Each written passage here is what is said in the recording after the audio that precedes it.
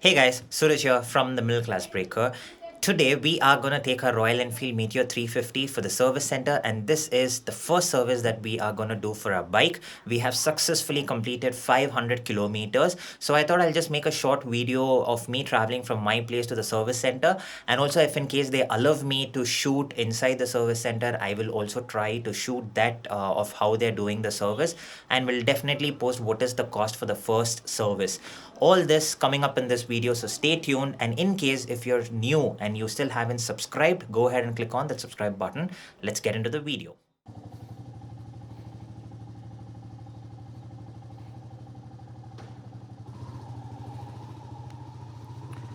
Okay, off to service center.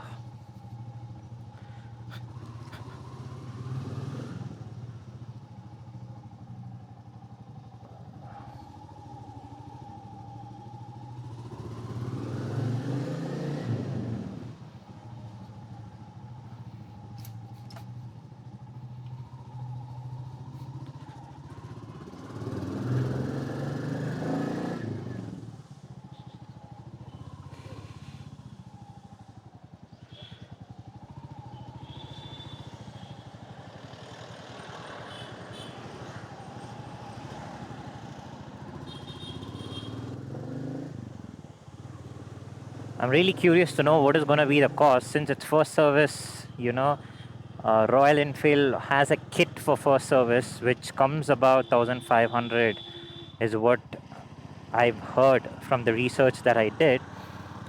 Though the air filter and everything seems to be quite neat, they are still going to change it because all of those things are involved in the kit. So I'm assuming that the price should be anywhere less than 2500. When I did the cost calculator in the app Royal Enfield, so anybody who owns a Royal Enfield will know this. There is a app called Royal Enfield app in which you can book a service center. You can get to know the service calculator depending on what bike you own. When I did that, the service cost was about 1793. So if the price comes around that, then yeah, it's cool. But I'm prepared for anywhere between 1500 to 2500. So let's see. And I'm gonna go to CVS Motors, which is the closest one for me. Actually, there are two more, which is a bit further. One's a Clay Motor Service Center, which is about 5 kilometers, and then there is CVS Motor Sankey Tank Road, which is about 6 kilometers, and this is towards the outer ring road, which is only about 4.5 kilometer. And the reviews are good, and the service center also seems to be a little big. So I thought, let me give it a try. And this is the first time that I'm taking a bike for a service center for more than about 2 kilometers because I used to have other company bikes which was pretty close by. For example, for my FZ, you see here, the service center is right here. And for Honda, it is, a little bit further from my apartment. So it's all within a kilometer or two. So it feels a little weird for me to actually get up, wear helmet, shoes, and all, and go for a service center. And another thing is, one good thing about Royal Enfield is when I call them, I actually did call them before I could head there. What an idiot this guy is. So I actually did call them before I could drop in there just to understand how long will they do the service, and they said that it's going to take anywhere between 90 minutes, which is almost close to 1.5 hours to 2 hours. Guessing they will hand me the bike within 2 to 3 hours, but let's see. Because I had plans of going in the morning as soon as they open their service. So these guys open around 9:30. I thought I'll be there at 10:30, 11, but they said no, you come around 2. So right now the time is about 1:30.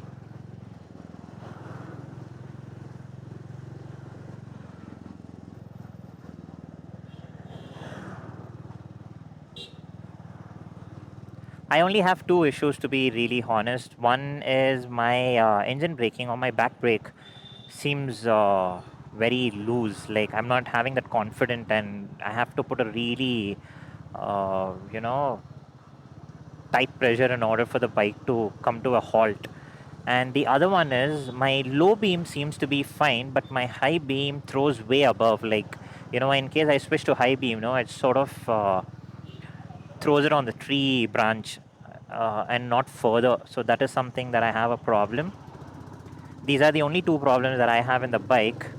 Hopefully, they solve this and not give me more problems, because usually what YouTubers in the videos say that their bike was fine up to the point of service. Once they enter the service center, then problems started evolving, like all of the engine tuck tuck noise, or the clutch plate gets burnt, wiring issues, battery problems. All of these are happening.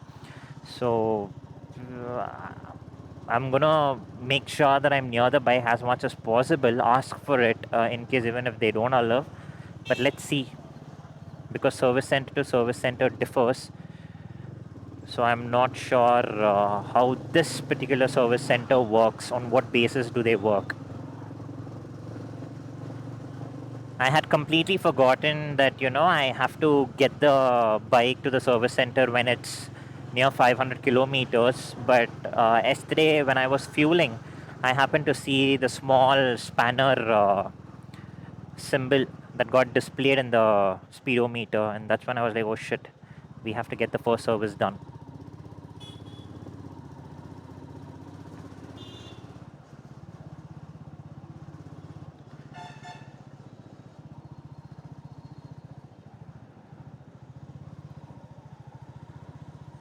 Heading towards BL Circle, and then from there we're gonna connect to the outer ring road.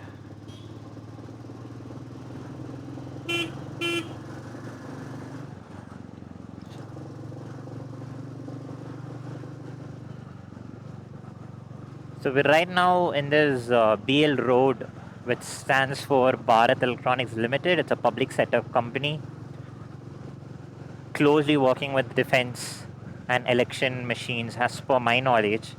How do I know all this? Because my dad works for the company. He's been working for this company for almost 35 years now, which is a great achievement alone for me, because I personally can't even cross 2 to 3 years in a company. No clue how my dad has accomplished 35 years into the company, and he's very near to his retirement. Probably another year or two he's getting retired. So this is the main entrance for the company.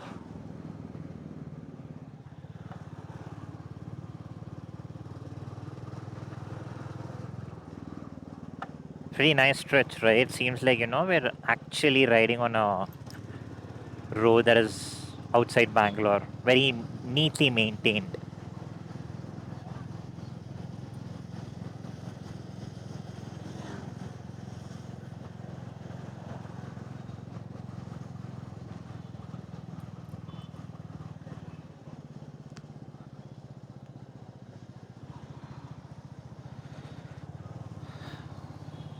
So here we're gonna take a left, and then we'll be onto the outer ring road.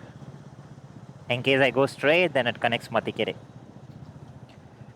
This is north side of Bangalore. For some of you who's wondering where does all of this place come, this is the north side. You get Yeshwantpur, Sadashiv Nagar, Dollars Colony, Vidyaranyapura.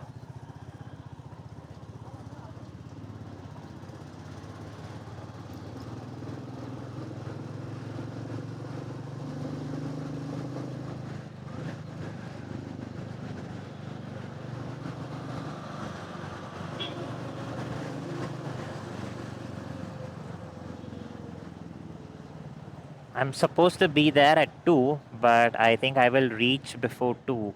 Probably I think I'll be reaching another 10 minutes, which is good, because makes most of the tensions a little low for me, at least.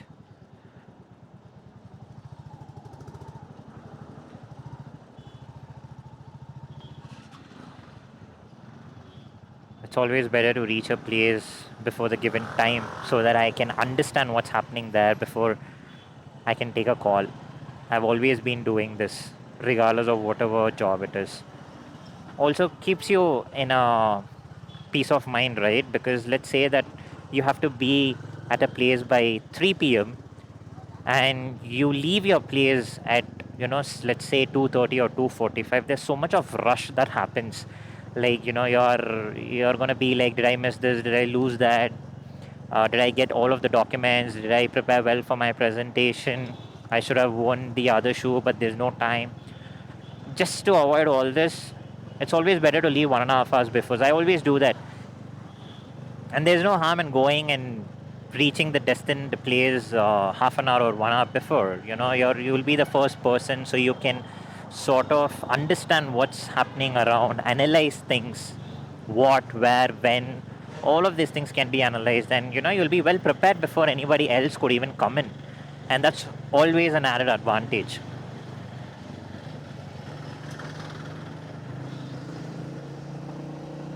Now, the added advantage for me being here half an hour before is to understand how the service guys are taking care of other bikes. Is there any complaints from other customers? So I'm going to see all of these things. Probably if I get to see one myself, then I might refrain myself from giving the bike, because I have other options also.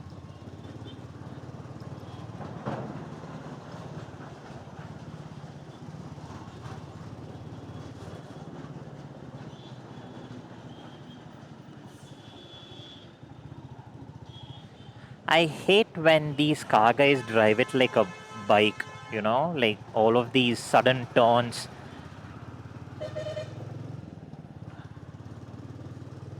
So carelessly, these people do their turnings, which I really don't like. Because bikes like mine, it's sort of a problem to immediately halt.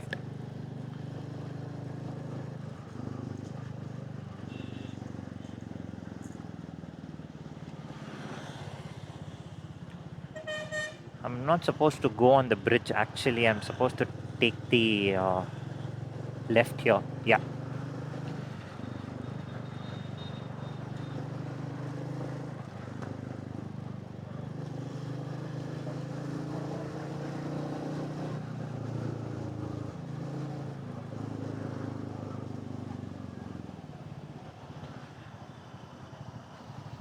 The only mistake from my end after buying the bike is I haven't cleaned the chain or even lubed it.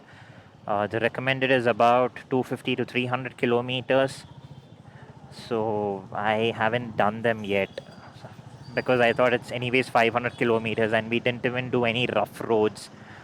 Probably our way towards Hoskote was a bit rough, and that was like a normal off road that happens in any rural place. So I thought, let's give it to service center, and post that the next service is going to be after 5,000 kilometers. So I thought I'll do it at that point of time. After every 450 kilometers or 400 kilometers, I'll get the bike serviced.